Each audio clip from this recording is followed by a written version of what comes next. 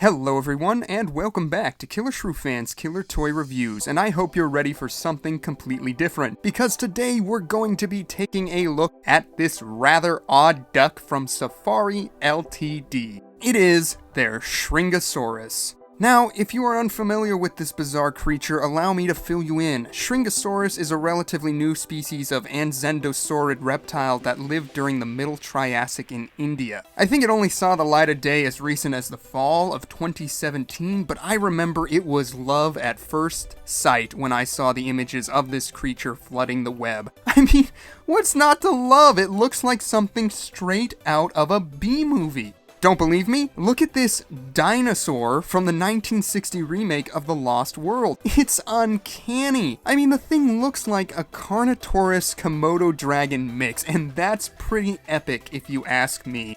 Honestly, who wouldn't want this thing as a toy? If I was the head of Collecte, or Schleich, or Papo, or any of the big dino toy producing companies when this thing was found, I would have read that article and shouted for everyone to drop what they were doing and get to work on making me one of these. Well, unfortunately that didn't happen, and whether or not I would have been a good CEO of a toy company is besides the point. But either way, we had to wait 2.5 years for us to see this lovely creature in model form. Safari was the first to do it, and when I saw this was part of their lineup for 2020, I was very excited to see it, no doubt. But I will say, I was also a bit underwhelmed by the promo images. Well, now that I finally have my hands on it after all this time, what do I think of it? Let's find out right here and right now on Killer Shrew Fans Killer Toy Reviews.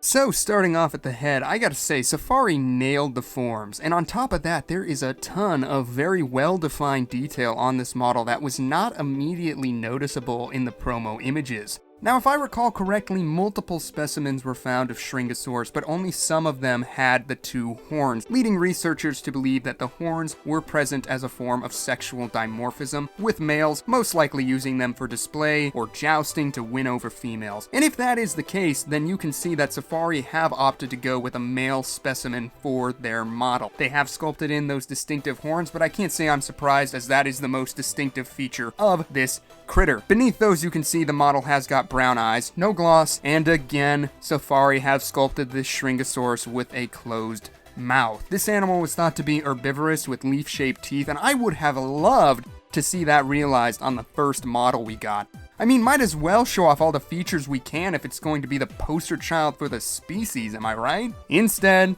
Safari fell back on closing the mouth, and the other feature that I just absolutely cannot stand is the cheek and that painted on line that branches off from the mouth. I think it was supposed to be a wrinkle, but it looks more like the features of a cartoon fat kid. It's very disappointing. On the positive side, everything else about the head is great.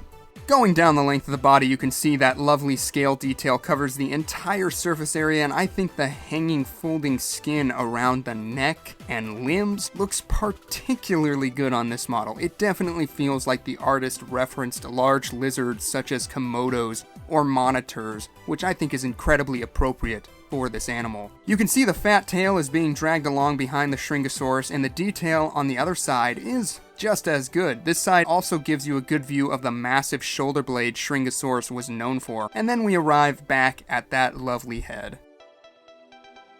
The underbelly features more of the same detail, as well as all of the copyright information from Safari Ltd, and you can see that Safari have gone and added in that reptilian vent just behind the hind limbs at the base of that very chonky tail.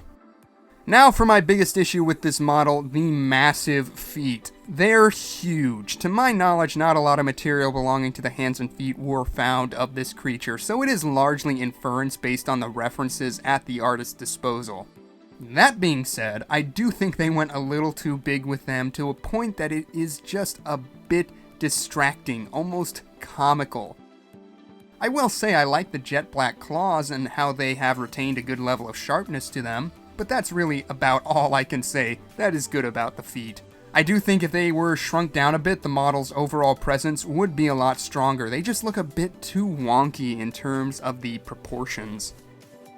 As far as the pose goes, I'm kind of on the fence about this one. You can see that it really does have the vibe of a very large lizard or even alligator, with the arms jutting out to the side, striding forward as the head cranes off to the right and the tail drags behind it. I don't know if it's a combination of those baseball mitts with the sluggish pose, but something about all of it coming together comes across as very cumbersome and awkward, not at all like a living, functioning organism. Perhaps if the feet were smaller or the tail was held up a bit, it wouldn't look so clumsy. Honestly, I don't take as much issue with the pose as I do with some of the other features, but I will say it's not my favorite, and it does leave me wanting for a bit more out of whoever tackles this creature next. The paint is quite nice. I think it strikes a good balance between being vibrant, but also naturalistic. You can see it has this bright yellow coloration to the main body, with a sort of golden yellow running across the dorsal region, while a brown coloration gradiates from the feet up onto the limbs and marks the animal with a striped and spotted pattern. I think the transition of colors is handled very nicely, and the patterning is applied in a way that looks believable, which is great to see. I certainly don't like it as much as some of the artwork online, but I can understand and respect Safari wanting to do their own thing,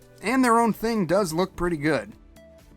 As far as the size goes, I screwed up and forgot to record the length, but you can see he stands in at just under 2.5 inches off the ground, or right around 6 centimeters. And I will pin a comment with the length below, so you get all that info as well. That's my bad, I'm sorry about that.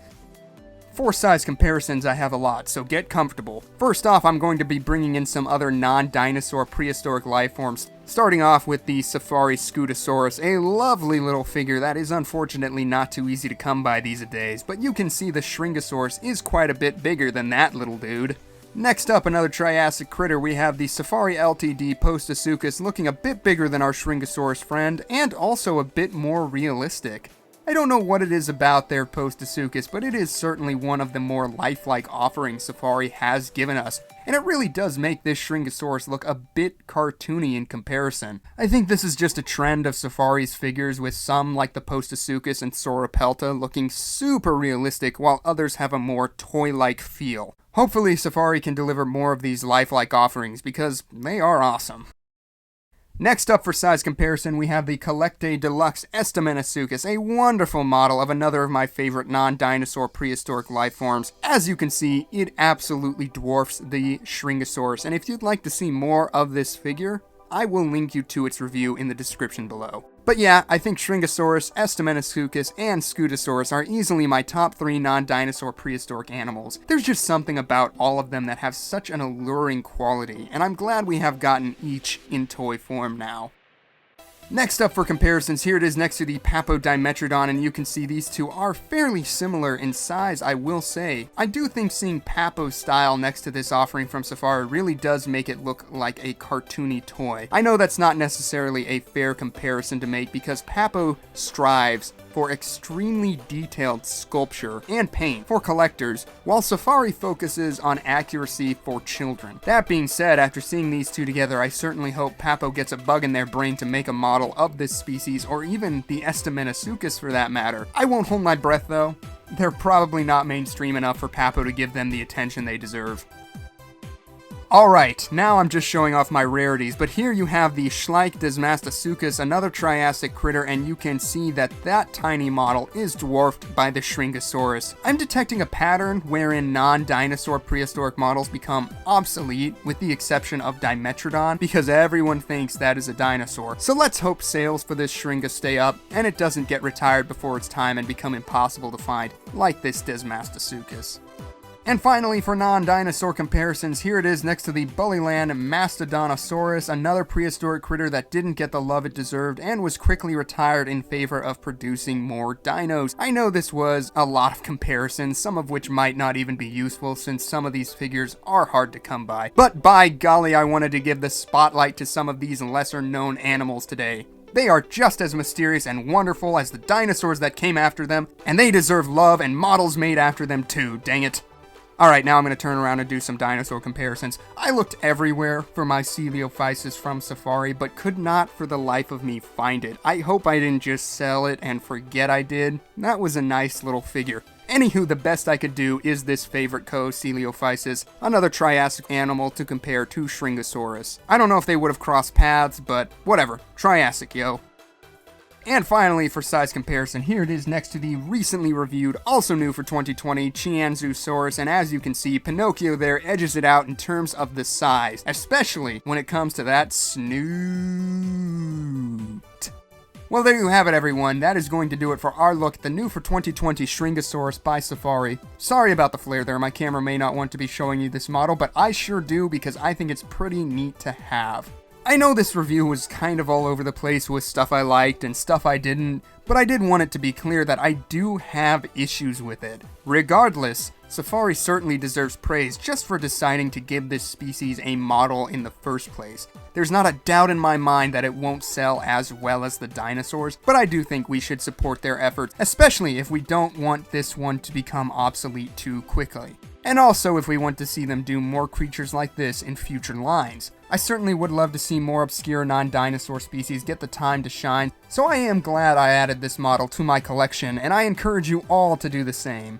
I dig it, if more for the idea than the execution, but I think you'll dig it too for either reason. As always, let me know your thoughts down in the comment section below. Do you own this model yet? Are you planning to pick it up? Have you even heard of Shringasaurus before Safari made this toy?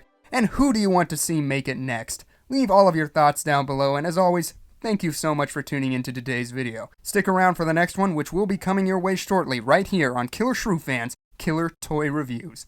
Bye-bye now.